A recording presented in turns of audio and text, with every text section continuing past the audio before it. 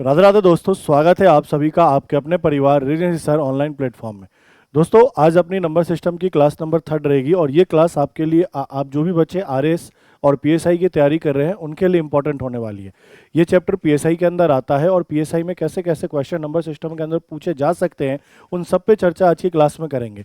इससे पहले इसकी 2 क्लास ऑलरेडी आ चुकी है, ये इसकी तीसरी नंबर की क्लास है और आज तीसरे नंबर क्लास में बहुत सारे नए नए कॉन्सेप्ट के क्वेश्चन को देखेंगे और उनको किस तरीके से सॉल्व किया जाता है उनका सॉल्यूशन भी देखेंगे। चलिए कॉन्सेप्ट क्वेश्चन के साथ साथ बताऊंगा, तो घबराने की बात नहीं है, देखते रहिएगा, बने रहिएगा और वीडियो को ज़्यादा क्या कर दीजिएगा, शेयर कर दीजिएगा अपने दोस्तों में। शुरुआत करते हैं आज के सेशन की और आज के सेशन का अपना जो पहला क्वेश्चन है वो इकाई अंक निकालने पर आधारित है, यूनिट डिजिट निकालने पर क्या है आधारित है। देखो क्वेश्चन क्या कह रहा है, इकाई के स्थान पर क्या मान आएगा ये आपको निकाल कर क्या करना है बताना है। आपसे कह रहा है कि 17 है और इसके ऊपर घात कितना दिया है सर 1999 प्लस 11 है और इसके ऊपर घात क्या दिया है 1999 माइनस 7 है और 7 के ऊपर घात क्या दिया है 1999। कह रहा है इन सबको कैलकुलेट करो और कैलकुलेट करने पे तो कोई ना कोई नंबर आएगा, कोई ना कोई तो नंबर आएगा, 2 4 5 10 अंकों का कोई ना कोई नंबर तो आएगा। A B C D F मान लो ये आ गया इनको कैलकुलेट करने पे, तो इनके इकाई पे क्या आएगा ये आपको बस कैलकुलेट करके क्या करना है बताना है। तो देखो एक चीज का ध्यान देना, छोटी मोटी 2-3 चीजें हैं उसका ध्यान देना। सबसे पहली बात, किसी भी संख्या के इकाई में 0 हो, 1 हो, 5 हो, 6 हो, ठीक है। इसका मैं कुछ भी पावर कर दूं, मान लो कोई संख्या है, संख्या भाई कितनी भी अंकों की हो सकती है, 2 की, 4 की, 5 की, 6 की, 7 की, कितने भी अंकों की, अगर उसके इकाई के स्थान पर, कहने का मतलब यूनिट डिजिट पे ये है, क्वेश्चन के यूनिट डिजिट पे ये है तो आंसर के यूनिट डिजिट पे भी सेम ही यही का यही आएगा। मतलब अगर कोई संख्या है, जैसे मान लो मैंने कह दिया आपसे कि 111 का पावर कुछ भी ले लिया, मैंने कह दिया 232 है, मैं पूछूं इसके इकाई पे क्या आएगा, तो बस आप ये चेक करो कि संख्या के इकाई पे 1 है तो क्वेश्चन में 1 है तो आंसर के भी इकाई क्या होगा 1 होगा। मान लो कल होकर मैंने कह दिया ये मेरे पास एक नंबर है, इसके ऊपर कोई भी पावर लगा दूं, कोई भी पावर एन लगा दूं, 2 3 4 5 2000 5000 10000 कोई भी पावर लगा दूं, मैं कहूँगा इसके इकाई में क्या आएगा, तो आप कहोगे अगर इसका इकाई 5 है तो आंसर का इकाई भी क्या होगा 5। अगर क्वेश्चन की इकाई में 5 है तो आंसर की इकाई में भी क्या आएगा 5 आएगा। क्लियर है ये बात है। इसी तरीके से 6 का और इसी तरीके से 0 का है, मान लो कोई नंबर है इस तरीके से और मैंने कहा इसका पावर n है, इसको जब मैं सॉल्व करूंगा तो इकाई पे क्या आएगा, तो सर यहाँ ही 0 है तो आंसर में भी इकाई पे क्या आएगा 0 आएगा। मान लो कोई नंबर इस तरीके से है, मैंने कहा 1 2 5 और 6 है, इसका पावर कुछ भी ले लिया जाए, मैंने कहा इसके इकाई में 6 है तो आंसर की इकाई में भी क्या होगा 6 होगा। तो आपको ये वाली बात ध्यान रखनी है कि किसी भी संख्या के इकाई के स्थान पर 0 1 5 या 6 मिल जाए तो आंसर की इकाई पे भी वही चीज आएगा। अगर क्वेश्चन की इकाई में 0 तो आंसर में भी 0, क्वेश्चन की इकाई में 1 तो आंसर में भी 1, क्वेश्चन की इकाई में 5 तो आंसर में भी 5, क्वेश्चन की इकाई में 6 तो आंसर भी क्या 6। ठीक है, अब इसके अलावा वाले चीजों का क्या करते हैं, तो सबसे पहली बात मैं बताऊं कि मुझे इनके इकाई का स्थान निकालना है तो बाकी नंबर को छोड़ दो, सिर्फ इकाई पे फोकस करो। तो यहाँ इकाई कितना है 7, 7 के ऊपर पावर क्या है सर 1999, इनको सॉल्व करना है। यहाँ इकाई कितना है 1, 1 के ऊपर पावर क्या है 1999, इनको सॉल्व करना है। और यहाँ इकाई पे 7 था तो 7 के ऊपर पावर 1999 क्या करना है सॉल्व करना है। अभी अभी बताया कि चाहे दुनिया की कोई भी संख्या हो, अगर उसके इकाई में 1 हो, उसका पावर कुछ भी कर लिया जाए उसके इकाई में 1 ही आएगा। ठीक है, कुछ भी पावर कर लो उसके इकाई में क्या आएगा 1 ही आएगा। चूंकि हमें इकाई का स्थान निकालना है तो हम सिर्फ इकाई पे फोकस करेंगे। उसके अलावा 7 की बात करें तो अगर 1 0 5 और 6 इन चारों नंबर को छोड़कर कोई भी दूसरा अंक हो, जैसे यहाँ 7 है तो क्या करना होता है, जो भी इसके पावर में है, जो भी इसके पावर में है, फिलहाल इसके पावर में क्या है सर 1999 है, इसमें 4 का भाग लगाना होता है। अब 4 का भाग लगाकर पता करना होता है ये इससे पूरा कटेगा या नहीं कटेगा। अगर पूरा कट गया तो सर इस संख्या के ऊपर पावर क्या लगा देंगे 4 लगा देंगे। लेकिन अगर पूरा नहीं कटा तो जो भी रिमाइंडर आएगा, जो भी शेषफल आएगा, वही इस संख्या का क्या हो जाएगा पावर हो जाएगा। अब मुझे एक बात बताओ, 4 का भाग लगाने का तरीका तो आपको बताया है ना कि 4 का भाग लगाना है और लगाकर पता करना है शेषफल क्या आएगा। तो पूरे नंबर में भाग लगाने की जरूरत नहीं है, लास्ट के 2 अंक में भाग लगा लो। सिंपल 99 में भाग लगाकर आप बता सकते हो कि सर शेषफल क्या आएगा। तो मैं सिर्फ 99 को काट कर चेक कर लूंगा। तो बताओ 4 से कितनी बार, 2 बार, 4 दूनी 8, यह कितना होगा 19। अरे बोलो हाँ या ना, 19 होगा। तो 4 चौका 16 इतनी बार में जाएगा और रिमाइंडर मेरे पास कितना बच जाएगा, 3 बच जाएगा। क्या ये बात क्लियर है कि अगर मैं 1999 में 4 का भाग लगाऊंगा तो शेषफल कितना बचेगा, 3 बचेगा। इसका मतलब क्या है कि 7 का पावर क्या लेना है, 3। सेम चीज यहाँ पे है, यहाँ पे भी पावर क्या है, 1999 है और 7 है। तो आप क्या करोगे, इसके ऊपर 4, इसमें 4 का भाग लगाओगे, 4 का भाग लगाओगे तो शेषफल क्या बचेगा, 3। जो भी शेषफल बचेगा वो इसके क्या हो जाएगा, पावर हो जाएगा। अब आप क्या कहोगे, सर इस वाले से इस वाले को डायरेक्ट काट सकते हैं, बचा कितना, 1।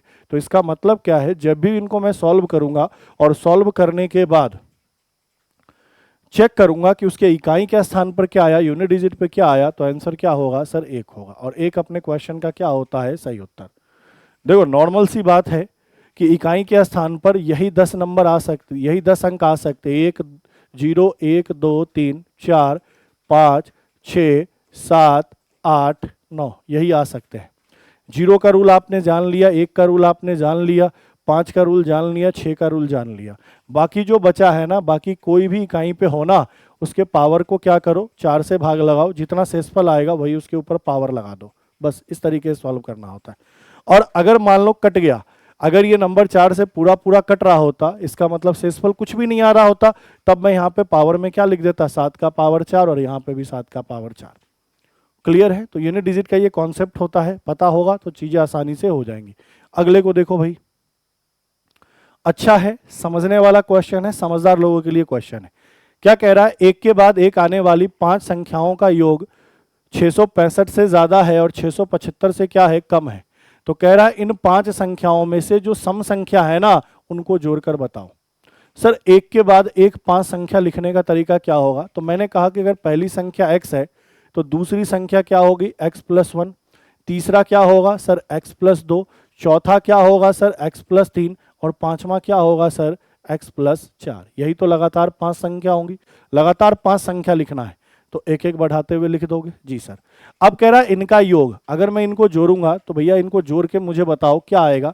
तो आप कहोगे 1 2 3 4 5, 5 बार तो x आएगा, ठीक है। साथ में आएगा 1 + 2 3, 3 3 6, 6 4 10। मतलब इनका जब मैं योग करूंगा तो 5x + 10 आएगा। और कह रहा है ये वाला मान, क्वेश्चन में कह रहा है 665 से तो ज्यादा है और 675 से कम है। यही तो कहा कि जो इनका योग होगा वो 665 से ज्यादा होगा, मतलब इससे यह वैल्यू ज्यादा होगा, और 675 से कम होगा, इससे यह वैल्यू क्या होगा, कम होगा। तो ये जो कहा मैंने लिख दिया, और यहां तक अभी तक हमने क्वेश्चन को जैसा जैसा कहा वैसे लिख दिया। अब सॉल्व कैसे करोगे, तो देखो सॉल्व करने का तरीका क्या है। मैं सिंपल एक काम करूंगा, यहाँ 5x के साथ 10 है तो इस 10 को हटाना है। 10 को हटाने का मतलब 10 घटा दूंगा, तो मैं सब में से 10 घटा दे रहा हूं, इन सब में से 10 घटा दूंगा। तो देखो 5x + 10 माइनस का 10, तो 10 से 10 कैंसिल, यहां 10 कम हो जाएगा और यहां 10 कम हो जाएगा। तो आप कहोगे सर यहां वैल्यू क्या बचेगा, 655, यह 5x और यहां वैल्यू क्या बचेगा, 665। मैं क्या कर रहा हूं कि ये जो 10 एक्स्ट्रा है ना, ये प्लस का 10, इन सबको घटा रहा, इस 10 को हटाना है। तो हटाने के लिए क्या किया, सब में मैंने 10 कम कर दिया। जैसे एक छोटी सी बात समझो, मैंने कहा x = y के है, तो क्या अगर मैं इसको ऐसा लिखना चाहूं x - y और y - 2, तो ये दोनों बात भी क्या है, सेम है। जितना इसमें से घटाया उतना ही इसमें से क्या किया, घटा दिया। जैसे कल होकर मैंने कहा कि x = y = z है, अगर मैं कहूं x में से 2 घटाओ तो y में से भी 2 घटा दो और z में से भी 2 घटा दो, तो ये दोनों बातें क्या है साहब, सेम है। तो ये वाली बात आपको पता होनी चाहिए। तो वही चीज मैं कर रहा हूं कि सभी में से 10 घटाया, यहां से 10 घटाया, 665, ये 10 से 10 गया तो सिर्फ 5x बचेगा और ये 655। अब मुझे एक बात बताओ, अगर सब में मैं 5 का भाग लगा दूं, मैं 5 से इसको काट दूं, तो आप कहोगे सर 5 एकम 5, 5 तिया 15 और 5 एकम 5। 5 से इसको काटूं तो आप क्या कहोगे सब x, और 5 से इसको काटूं तो आप कहोगे 1, फिर 5 तिहाई 15 और 5 तिहाई 15। इसका मतलब क्या हुआ, इसका मतलब ये हो गया कि आपको पता चल गया, क्या पता चल गया कि सर ये जो x है ना 131 से बड़ा होगा और 133 से छोटा होगा। तो 131 के बाद और 133 से कम एग्जैक्ट नंबर आप बता सकते हो क्या होगा, 132 होगा। मैंने कहा 131 से बड़ा और 133 से जस्ट छोटा क्या होगा, तो आप यही तो कहोगे 132। इसका मतलब आपने पता कर लिया कि x का मान 132 है, और अगर x का मान 132 है तो क्या पांचों की पांचों संख्या आप लिख सकते हो? जी सर। x मैंने पहली संख्या मानी थी, तो पहली संख्या 132, दूसरी क्या होगी 133, तीसरी क्या होगी 134, चौथी क्या होगी 135 और पांचवी क्या होगी सर 136। अब मुझसे कहा कि इसमें जो सम संख्या है उन सबको जोड़ लो, तो सम संख्या कौन सी है? 132 है सर, 134 है और 136 है, ये तीनों सम संख्या ही तो है। सम संख्या वह जो 2 से कट जाए, बोलोगे जी सर। इनका ही योग पूछा, 132 प्लस 134 प्लस 136, इनको क्या करे? जोड़ ले। सर ये 2 होगा, ये 9 और 1 10 होगा, ये 3 और 1 4 होगा। तो इन पांचों में से जो 3 सम संख्या थी उनका योग 402 होगा, और यही अपने क्वेश्चन का क्या होगा? बिल्कुल ही सही उत्तर। बढ़िया क्वेश्चन था। नॉर्मली अगर आप दिमाग लगा दो, देखो नंबर सिस्टम में बेसिक चीजें अगर आपको पता है तो आसानी से क्वेश्चन कर लेते, नहीं तो सोचते रह जाते। ठीक है भाई, चलो अगले को देखो, क्वेश्चन नंबर तीसरा। अब क्या कह रहा है? 3 अंक दिए हैं, 1 2 3, कह रहा है इनसे 3 अंकों की संख्या बनाओ, और कह रहा है कि अंकों का रिपीटेशन मत करना, जो अंक एक बार ले लिया वो दोबारा मत लेना। तो सभी संख्याओं का योग क्या होगा? जितनी भी 3 अंकों की संख्या बनेगी उनका क्या बताना है? योग। तो देखो सीधी सी बात है, यही 3 अंक मिलाकर 3 अंकों की संख्या बनानी है। तो मैं से कहता हूं, एक बार मैंने 1 ले लिया, 2 3 ले लिया, तो मैं कहता हूं फिर शुरुआत 1 से करो और 3 2 कर दो। ठीक है, मैं क्या कर रहा हूं, पहले शुरुआत में 1 लिया तो यहाँ 2 3 ले लूंगा, फिर शुरुआत में 1 लिया, यहाँ 3 2 ले लूंगा, मतलब 1 से शुरू होने वाली ये 2 नंबर होंगे। फिर 2 से शुरुआत करो, 2 से शुरुआत करोगे तो 2 के बाद 3 ले लो, 3 के बाद 1 ले लो, फिर 2 से शुरुआत करोगे तो 2 के बाद 1 ले लो और उसके बाद 3 ले लो, 2 से ये 2 नंबर बनेंगे। 3 से शुरुआत करोगे तो क्या बनेगा? 3 2 1, और फिर 3 से शुरुआत करोगे तो क्या बनेगा? 3 1 2, यही तो 6 अंक बनेंगे। 1 से शुरुआत होने वाले 2 नंबर, 2 से शुरुआत होने वाले 2 नंबर और 3 से शुरुआत होने वाले 2 नंबर, इन सबको जोड़कर बताना है। जोड़ दो भाई, बताओ 3 2 5 6 6 3 9 10 और 2 12 का 2 हासिल कितना? 1। 3 3 6 3 9 1 10 और 10 और 3 कितना? 13, हासिल कितना? 1 है। सर 2 3 3 2 5 5 2 7 7 3 10 10 3 कितना? 13। तो इनका योग क्या आएगा सर? 1332, और यही अपना आंसर होगा, जो कि कहाँ है? ऑप्शन नंबर डी में। ऑप्शन नंबर डी अपने क्वेश्चन का क्या है? बिल्कुल ही सही उत्तर। क्लियर है? चलो आगे देखो, ये बढ़िया है, बहुत बहुत आसान सा क्वेश्चन है, इसमें ज्यादा टाइम लग नहीं सकता। सिंपल हमसे क्या कह रहा है, पढ़ो। बड़ी से बड़ी संख्या निकालो जिससे 244 और 2052 को जब भाग लगाएं तो शेषफल हर केस में क्या आना चाहिए? 4 आना चाहिए। मतलब एक ऐसी बड़ी संख्या निकालनी है, ऐसी बड़ी संख्या निकालनी है जिससे इसमें भाग लगाऊं तो शेषफल 4 बचे, जिससे इसमें भाग लगाऊं तो शेषफल 4 बचे। इसका मतलब क्या है? इसका मतलब ये है कि सर ये जो 244 है और ये जो 2052 है, अगर इसमें से मैं 4 कम कर दूंगा तो सर ये 240 होगा, और इसमें से मैं 4 कम कर दूंगा तो सर ये 248 होगा। अब ये जो नंबर मिला है ना, अब ये जो नंबर मिला है वह उस बड़ी संख्या से पूरा पूरा क्या होगा? कट जाएगा, क्योंकि शेषफल 4 बचना। मैंने कहा कि ये x है, x में मैं 2 का भाग लगा रहा हूं तो शेषफल 3 बच रहा है। शेषफल कितना बच रहा है? 3 बच रहा है। तो अगर जो 3 बच रहा है वही 3 मैं इसमें से घटा दूं संख्या में से, तो क्या ये 2 से पूरा पूरा कट जाएगा? बोलोगे जी सर कट जाएगा। सिंपल सी बात है। जैसे देखो 10 में मैं 3 का भाग लगाता हूं तो आप कह रहे हो ना कि शेषफल 1 आएगा, 10 में 3 का भाग लगाओगे तो शेषफल 1 आएगा। तो यही शेषफल 1 इसमें से घटा दूंगा तो नंबर 9 आएगा, और 9 3 से पूरा पूरा कट जाएगा। तो मैं वही चीज कह रहा हूं कि इसमें भाग लगाने पर भी शेषफल 4, इसमें भी भाग लगाने पर शेषफल 4, तो 4 अगर दोनों में से घटा दिया जाए तो ये 240 और 2048 उस बड़ी से बड़ी संख्या से पूरा पूरा कट जाना चाहिए। और जब भी सुनना, ये तो HCF का डेफिनेशन ही होता है, परिभाषा ही होता है कि ऐसी बड़ी से बड़ी संख्या जो दिए हुए मान को पूरा पूरा काट दे, वह उन मानों का क्या कहलाता है? HCF, जिसको आप क्या कहते हो? मैस है, महत्तम समावर्तक कहते हो। इसको GCD भी कई बार कहते हैं, SCF भी कहते हैं, और महत्तम समावर्तक भी कहते हैं, जिसको मैसे कहते हैं। इसका मतलब क्या है कि सर इसका HCF निकालना है। इसका क्या निकालना है? HCF। अच्छा, जो इसका HCF होगा वही मेरा क्या होगा भैया? आंसर होगा। अगर इसका HCF A होगा तो आंसर A होगा, बी होगा तो आंसर बी होगा, इसका एचसीएफ सी होगा तो आंसर क्या होगा, सी होगा। अब एचसीएफ निकालने मत बैठना, सीधी सी बात है, अगर इसका एचसीएफ आंसर होगा तो ऑप्शन में वही दिया होगा, बोलोगे जी सर, तो ऑप्शन उठा लो। सबसे बड़ी संख्या क्या है, 15,360, क्या 15,360 से ये दोनों कटता हुआ दिख रहा है, नहीं, तो ये ऑप्शन नहीं होगा। दूसरी क्या है, ये इससे कटता हुआ दिख रहा है, नहीं, तो ये ऑप्शन नहीं होगा। तीसरा क्या है, 16, तो 16 से काटो। सर 16 से इसको काटूंगा, 16 एकम 16, 16 85, जी सर 16 से ये कट जाएगा। इसको 16 से काटा, 16 एकम 16, कितना बचेगा 44, 16 दूना 32, और फिर कितना बचेगा 128, 16 से ये भी कट जाएगा। इसका मतलब वह बड़ी से बड़ी संख्या क्या होगी सर, 16 होगी। वह बड़ी से बड़ी संख्या क्या होगी, 16 होगी। 16 एक ऐसी बड़ी से बड़ी संख्या है जिससे इसमें भाग लगाएं तो पूरा कट जाएगा, जिससे इसको काटे तो पूरा कट जाएगा, और अगर इसको काटेंगे तो 4 से एसफल देगा, इसको काटेंगे तो 4 से एसफल देगा। सही उत्तर क्या होगा, एचसीएफ निकालने के बाद 16। और हमेशा ध्यान रखना, जब भी बड़ी से बड़ी संख्या की बात करें तो एचसीएफ, और छोटी से छोटी की बात करें तो एलसीएम। क्लियर है, चलो ये कॉन्सेप्ट ही होता है। अच्छा, आगे बढ़ने से पहले जो भी बच्चे पीएसआई की तैयारी कर रहे हैं, आरएस की तैयारी कर रहे हैं, जो सीरियस कैंडिडेट हैं, जिनको वाकई में अपने क्वेश्चन क्या करने हैं, पूरे के पूरे सही करने हैं, वो हमारा कॉम्बो बैच ले सकते हैं। पीएसआई की बात करें तो पीएसआई का कॉम्बो बैच 1500 में अवेलेबल हो जाएगा, और आरएस की अगर मैं बात करूं तो आरएस का कॉम्बो बैच आपको 1600 रुपये में अवेलेबल हो जाएगा। कहाँ मिलेगा, तो अपने एप्लीकेशन पे मिलेगा, जिसका लिंक डिस्क्रिप्शन में है, या फिर आप गूगल प्ले स्टोर पर रीजनिंग ऋषि सर को सर्च करेंगे, वहाँ से आपको एप्लीकेशन का लिंक मिलेगा, उसको डाउनलोड कर लेना, लॉगिन करना और कोर्स परचेज कर लोगे। कोर्स परचेज करोगे तो ये सारी चीज़ें साथ में मिलेगी, पीडीएफ मिलेगा, नोट्स मिलेगा, साथ साथ में टॉपिक वाइज टेस्ट मिलेगा और कंप्लीट टेस्ट सीरीज भी मिलेगा। क्लियर है, चलिए जिनका कॉन्सेप्ट अभी भी क्लियर नहीं है, जो अभी भी तुक्के से काम चला रहे हैं, उनके लिए ज़रूरी है कि आप बैच लेके सब कुछ सीख लीजिए, और जिनका क्लियर है वो तो हमारे साथ प्रैक्टिस करिए, आसानी से आप सब क्वेश्चन कर पाएंगे। देखो भाई, क्वेश्चन नंबर कौन सा है, ये 5वां है। क्या कह रहा है, 31 P5 3 का गुणज है। अगर कोई भी नंबर कह दे किसी का गुणज है, जैसे मैंने कहा कि ये कोई नंबर n है, ये 2 का गुणज है, मतलब 2 से पूरा पूरा कट रहा होगा।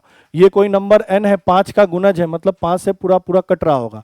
ये कोई नंबर है जो 17 का गुणज है, मतलब ये 17 से कट रहा होगा। तो गुणज का मतलब ये होता है कि वह नंबर उससे पूरा पूरा कट रहा है। तो आपसे यही कह रहा है कि ये जो नंबर है ना, वो 3 का गुणज है, मतलब 3 से ये पूरा पूरा कट रहा है। तो आपको बताना है P दहाई का अंक है, तो P के स्थान पे यहाँ क्या लिख सकते हो, P का आपको अधिकतम मान बताना है, मैक्सिमम वैल्यू क्या हो सकता है। तो देखो, अगर किसी भी नंबर को 3 से काटना है, मुझे पता है कि यह 3 का गुणज है, मतलब यह 3 से पूरा पूरा कट रहा होगा, और अगर 3 से पूरा पूरा कट रहा है तो 3 से कटने का कैसे पता करते हैं कि यह नंबर 3 से कटेगा, इसके विभाजकता का नियम क्या होता है, तो वो सिंपल सा ये होता है, जो भी संख्या है उनके अंकों को जोड़ लो, अगर उनके अंकों का योग 3 से कट गया तो वह नंबर भी 3 से कट जाएगा। तो मैंने कहा ये संख्या है, इसके अंकों को जोड़ लेते हैं, 3 + 1 + P और +5, इनका योग कर लो, अंकों का योग। जी सर, योग किया, 5 3 8 और 1 9, 9 प्लस क्या आया, P आया। अब सर P के जगह ऐसा क्या मान रखा जाए कि 9 में P जोड़ने पर वह 3 से कट जाए, क्योंकि अगर यह 3 से कट जाएगा तो यह भी 3 से क्या होगा, कट जाएगा। तो आप सिंपल सी बात है, आपसे क्वेश्चन में कह रहा है कि अधिकतम मान बताओ, तो आप यही तो सोचोगे P के जगह क्या रख ले, मैक्सिमम वैल्यू 9। तो जैसे ही मैं 9 और 9 रखूंगा तो यह 18 आएगा, और 18 आने का मतलब यह 3 से कट रहा है, 3 से कट रहा है, इसका मतलब यह नंबर भी 3 से कटेगा, जो कि क्या है, 3195। तो सर P का अधिकतम मान क्या होगा, 9 होगा। ध्यान देना, अधिकतम मान पूछा है। हालांकि अगर आप यहाँ P का मान 3 रखते तो 9 और 3 12, वो भी कट जाता। P का मान 6 रखते तो 9 और 6 15, वो भी कट जाता। P का मान 5 रखते तो 9 और 5 14, तो कटता ही नहीं। लेकिन P का आपसे अधिकतम मान पूछा है, इसीलिए आपने P का मैक्सिमम वैल्यू लिया है। मैक्सिमम वैल्यू P का क्या है, 9 है। और वैसे भी चाहे अंक की बात करें, अंक तो 0 से 9 तक ही लिख सकते हो ना, तो इसका मतलब क्या है, P के स्थान पर 0 से 9 तक ही कोई आ सकता है। तो 0 से 9 तक में सबसे मैक्सिमम क्या है, 9, तो 9 रख के चेक किया, 9 9 18, अगर कट रहा है तो मैक्सिमम वैल्यू क्या होगा, 9 होगा। क्लियर है, चलो अगले को देखो। देखो ये बहुत ही आसान सा क्वेश्चन है। क्या कह रहा है, 2 प्राकृत संख्याओं का योग दिया है और गुणनफल दिया है। मुझे नहीं पता वह 2 संख्या क्या है, तो मैं मान लेता हूं कि एक संख्या ए है, दूसरी संख्या बी है, इनका योग दिया है कितना 12, और कह रहा है इनको अगर मैं गुना कर दूं तो वैल्यू क्या आना चाहिए 35, यही तो दिया है। फिर क्या कह रहा है कि इन दोनों प्राकृत संख्या का उल्टा करके इनको जोड़ो और वापस उनका क्या कर दो, उल्टा कर दो, यही लिखा है। इनके व्युत्क्रम, व्युत्क्रम का मतलब अगर मैं 7 का व्युत्क्रम लिखूंगा तो 7 का उल्टा 1/7, मैं 2/3 का व्युत्क्रम लिखूंगा तो उल्टा कर देना, मतलब 3/2। तो कह रहा है जो ए और बी का मान होगा ना उसका उल्टा कर दो, उनको जोड़ो, और जोड़ने के बाद वापस फिर उल्टा करना है, ये भी पढ़ लेना कि व्युत्क्रमों के योग का भी व्युत्क्रम निकालना है। तो पहले उल्टा करो, उनको जोड़ो, फिर उनको वापस उल्टा करके बताओ क्या आंसर होगा। तो उससे पहले हमें क्या करना पड़ेगा, ए और बी का मान निकालना पड़ेगा। तो सीधी सी बात है, हम सोचेंगे ऐसी कौन सी दो संख्या है या ऐसे कौन से दो नंबर है जिनको जोड़ने पर 12 आ जाए और गुना करने पर 35 आ जाए। तो कोई भी बता देगा सर एक वैल्यू 7 ले ले, एक वैल्यू 5 ले ले, बोलो हाँ या ना। एक वैल्यू 7 ले ले, एक वैल्यू 5 ले ले, तो क्या इनको जोड़ने पर 12 आ जाएगा? जी सर। क्या इनको गुना करने पर 35 आ जाएगा? जी सर। इसका मतलब वो जो दो प्राकृत संख्या है ना ए और बी, वो क्या है 7 और 5 है। क्लियर है? 7 और क्या है 5 है। अब कोई भी कुछ भी ले लो, या तो A5 ले लो, B7 ले लो, या B7 ले लो, A5 ले लो, कोई फर्क नहीं पड़ता, लेकिन वो दो नंबर यही होंगे 5 और 7। अब क्या कहा, जो दो नंबर है उनको उल्टा कर लो। तो मुझे यहां से पता चल गया कि सर A और B का मान क्या लेना है, 7 5 या 5 7, कोई फर्क नहीं पड़ता है, क्योंकि ये लेते ही इनको जोड़ेंगे तो 12 बन जाएगा, गुना करेंगे तो 35। अब कह रहा है इसका उल्टा करो, तो 7 का उल्टा क्या होगा 1/7, 5 का भी उल्टा करो क्या होगा 1/5, और इनका योग करो। पहले तो तुमने क्या किया, इसका व्युत्क्रम लिया, 7 का व्युत्क्रम 1/7, 5 का व्युत्क्रम 1/5। अब इनको जोड़ो, क्योंकि जोड़ने की बात कह रहा तो जोड़ो। सर नीचे तो 35 आ जाएगा, 7 में 5 का गुना 35, ये 5 एकम 5, 7 एकम 7, 7 5 12, तो जोड़ने पर ये आया। लेकिन क्वेश्चन में कह रहा है इसका भी उल्टा करो, तो 12/35 का उल्टा क्या होगा 35/12। तो आपने कहा कि सर जोड़ने के बाद अगर उल्टा करेंगे तो आंसर क्या आएगा 35/12।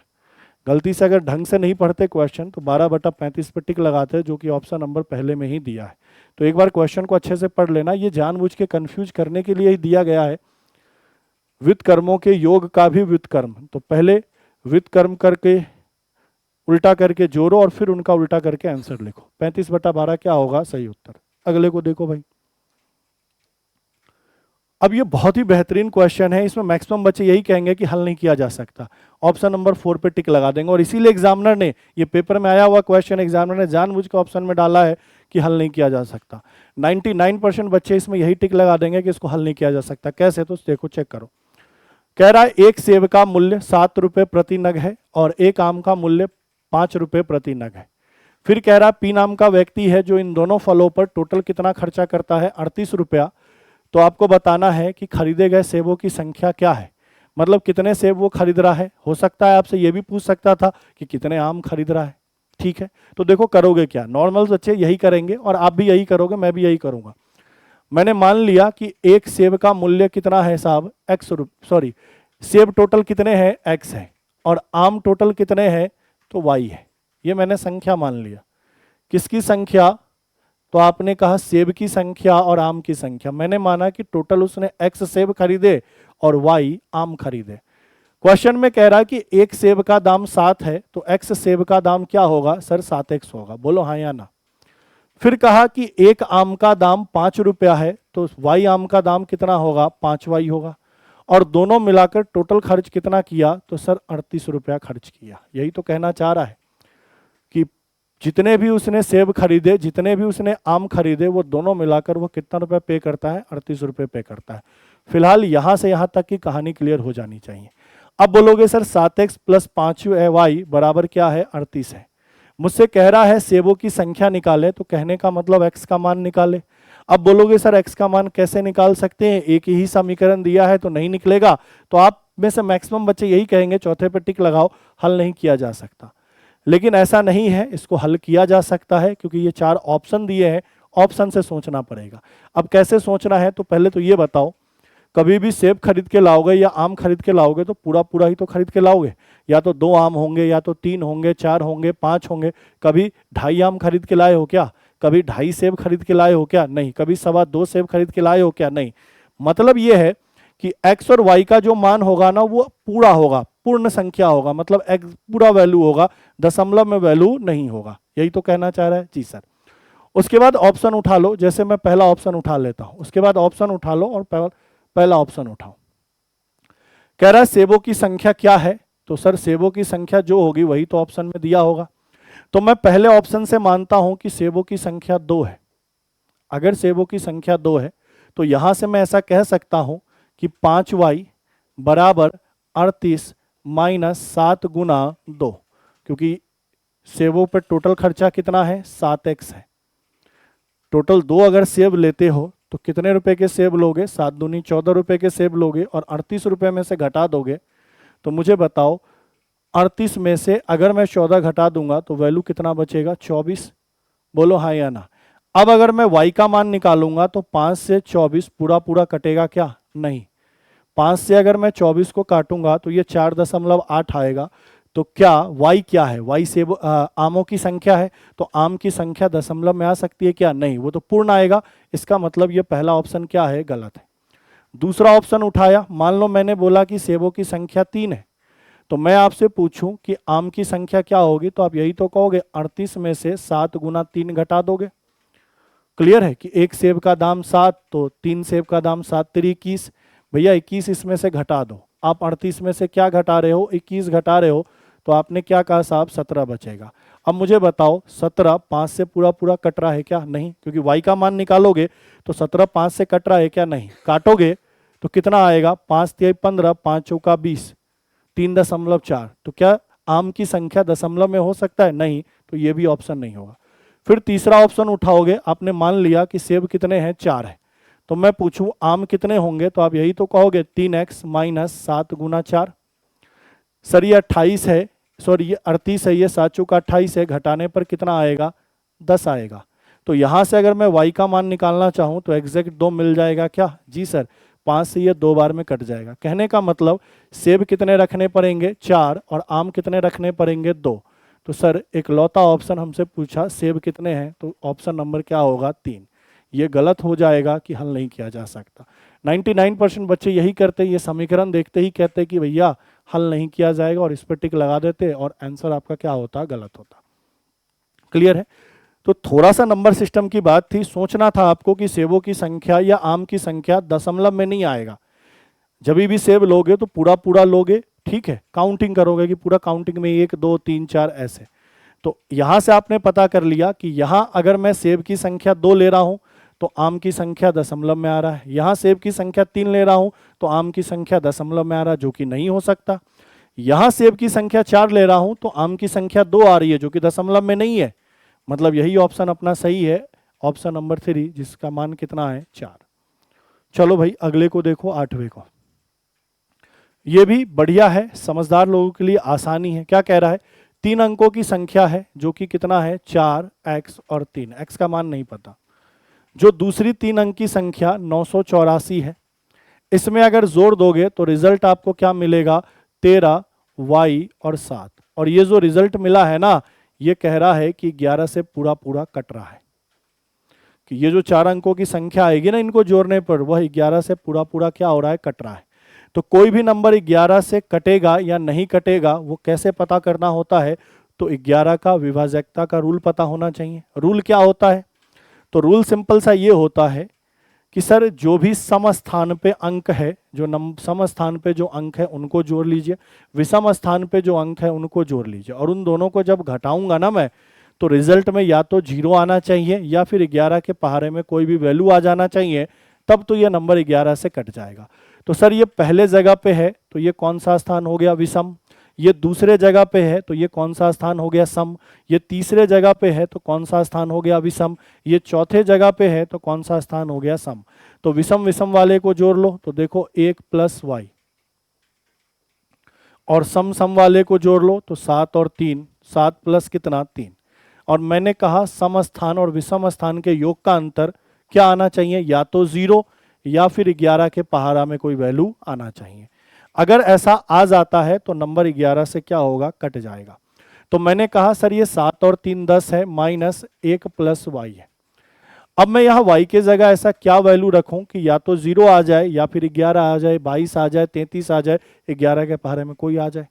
तो मैं अगर यहाँ से सीधा सीधा देख रहा हूँ तो y के जगह अगर मैं 9 रख दूँ तो सर ये 9 और 1 10 होगा, 10 में से 10 घट के 0 मिल जाएगा क्या? बोलोगे जी सर।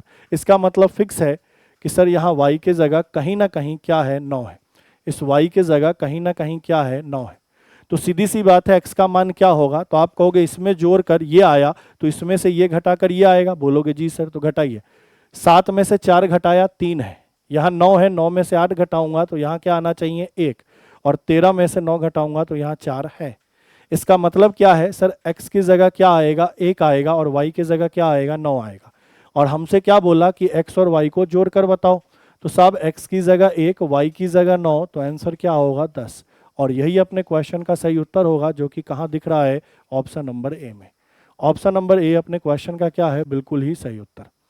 ठीक है भाई, तो देखो कॉन्सेप्ट क्या है, क्लियर करना बहुत जरूरी होता है। चाहे चैप्टर कोई भी पढ़ो, चीजें क्लियर होंगी। एक बार अच्छे से पढ़ लोगे ना तो उसके बाद फिर प्रैक्टिस करना होता है। लेकिन अगर आपको कुछ नहीं आता है और आप सिर्फ प्रैक्टिस किए जा रहे हैं तो क्या होगा? ज़्यादा ज़्यादा यही होगा, जिस तरीके के क्वेश्चन की आपने प्रैक्टिस की है वो सवाल आप कर पाओगे, लेकिन जिस तरह के क्वेश्चन की आपने प्रैक्टिस नहीं की है, क्योंकि आपको पता ही नहीं है ना कि इसमें कितने तरीके के कैसे कैसे सवाल बन सकते हैं, तो फिर आप कैसे पेपर में कर पाओगे। इसीलिए एक बार कोर्स पूरा करना जरूरी है। कहीं से करो, हमसे करो, किसी से करो, लेकिन एक बार पूरा कोर्स पूरा करो। पूरा कोर्स पूरा कर लोगे ना, उसके बाद आइडिया लग जाएगा कि कैसे क्वेश्चन बनते हैं, उनका सॉल्यूशन कैसे होता है। ठीक है, तो कोई भी बच्चा जो कंप्लीट रीजनिंग का बैच लेना चाहता है, RS प्री का 1100 रुपये में अपने एप्लीकेशन पे उपलब्ध है, और PSI का जो बच्चे तैयारी कर रहे हैं उनके लिए कंप्लीट रीजनिंग का कोर्स 1000 रुपये में उपलब्ध है। तो आप चाहो तो कॉम्बो बैच ले सकते हो SI का, RS का, आप चाहो तो इंडिविजुअल भी ले सकते हो, मैथ का और रीजनिंग का। ठीक है, कहाँ पे मिल जाएगा? तो लिंक इसका डिस्क्रिप्शन में है, या फिर रीजनिंग ऋषि सर एप्लीकेशन को गूगल प्ले स्टोर से डाउनलोड कर लो, लॉगिन कर लो और वहां से कोर्स परचेज कर लो। चलो भाई अगले को देखो, क्वेश्चन नंबर 9 देखो। अब ये क्या कह रहा है तो पढ़ लो एक बार, सीधा सीधा आसान है, ज्यादा हार्ड नहीं है। देख, लेंदी बनाने की कोशिश की गई है पर ऐसा है नहीं। कह रहा है कि n संख्याओं का माध्य क्या है? माध्य का मतलब औसत ही होता है, x के ऊपर बार है। मतलब मैं आपसे पूछूं कि संख्या क्या है तो n है, इसका औसत क्या है, एवरेज क्या है, तो x के ऊपर बार है। तो मैं पूछूं संख्याओं का योग क्या होगा, तो आप यही तो कहोगे n गुना x के ऊपर बार, क्योंकि आपने औसत बराबर क्या पढ़ा है? राशियों का योग बटा राशियों की संख्या। तो योग क्या होगा? औसत गुना क्या? संख्या। ठीक है, मतलब जितनी भी संख्या थी n में, कितनी मान लो 10 हो सकता है, 20 हो सकता है, 30 हो सकता है, 40 हो सकता है, उनका अगर औसत दिया है तो योग क्या होगा? संख्या गुना औसत। आगे क्या कह रहा है? n-1। अब क्या किया, यहां पे मान लो अगर 10 संख्या होगी तो उसमें से एक कम करके 9 संख्या ले लिया। इन 9 संख्याओं का ये तो संख्या है, और इन 9 संख्याओं का योग आपको पहले से दिया हुआ है। देखो, इन 9 संख्याओं का योग पहले से आपको क्या दिया हुआ है? लेमडा। तो सर अगर मैं इसका औसत पूछता तो आप क्या कहते? n-1 अपॉन लेमडा ही तो कहते। बोलो हाँ या ना, क्योंकि एवरेज बराबर क्या होगा? टोटल बटा n। हाँ या ना? तो आप क्या कहते? अगर इनका योग क्या है? लेमडा है, तो औसत क्या होता? लेमडा बटा n-1। बोलो हाँ या ना? संख्या में औसत का गुना करें तो योग आना चाहिए, तो मैंने कहा कि अगर योग में संख्या का भाग लगाएंगे तो औसत आना चाहिए। तो क्वेश्चन में कह रहा है कि n-1 संख्या है, इसका योग क्या है? लेमडा है, तो औसत लेमडा बटा n-x हो सकता है। जी सर, लेकिन हमसे इसको निकालने की जरूरत नहीं थी, ये पूछ नहीं रहा है, ये तो मैंने बता दिया आपको। पूछ क्या रहा है? तो श्रेणी की अंतिम संख्या क्या होगी? तो सर अंतिम जो संख्या होंगी ना वो क्या होगी? तो इनके योग में से इनको घटा दो। तो आपने कहा n गुना x के ऊपर बार माइनस क्या? लेमडा। और यही मेरा क्या होगा? क्वेश्चन का आंसर। ठीक है, ठीक है। और जिनको अगर लग रहा है कि अभी भी सर ये XYZ क्या चल रहा है, तो देखो सिंपल सी बात करो, मैंने मान लिया कि n का मान 5 था, उनका औसत ये रहा। अब n-1 तो संख्या क्या हो गया सर? 4 हो गया, और उसका औसत क्या दिया है? लेमडा दिया है। उनका योग क्या दिया है? लेमडा दिया है। तो ये संख्या है, ये औसत है, तो योग क्या होगा? 5 गुना x के ऊपर बार। तो ये 5 संख्याओं का योग है, ये 4 संख्याओं का योग है, तो जो एक संख्या बच रही है उसका मान कैसे निकालोगे? तो इसमें से इसको घटा कर निकालोगे।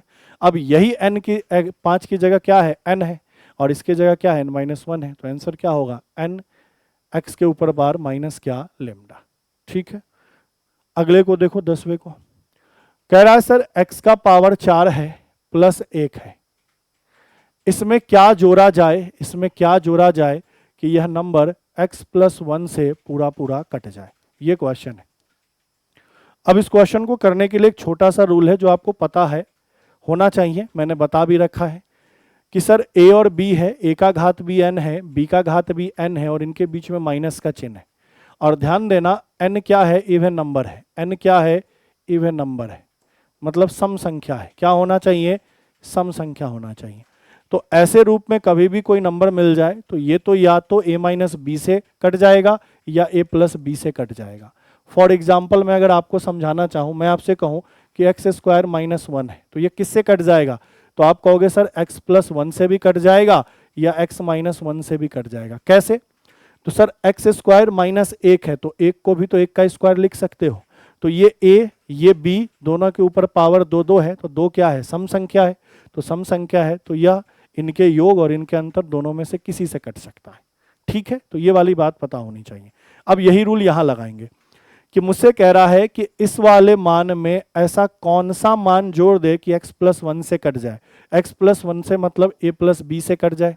सर अगर a प्लस बी से कटना है तो ऊपर फॉर्मेट ये होना चाहिए, a का पावर n माइनस b का पावर n। लेकिन जब हम यहाँ क्वेश्चन में देख रहे हैं तो सर x का पावर 4 कर सकते हैं, 1 का पावर 4 कर सकते हैं, लेकिन बीच में तो प्लस का चिन्ह है, ये माइनस का होना चाहिए।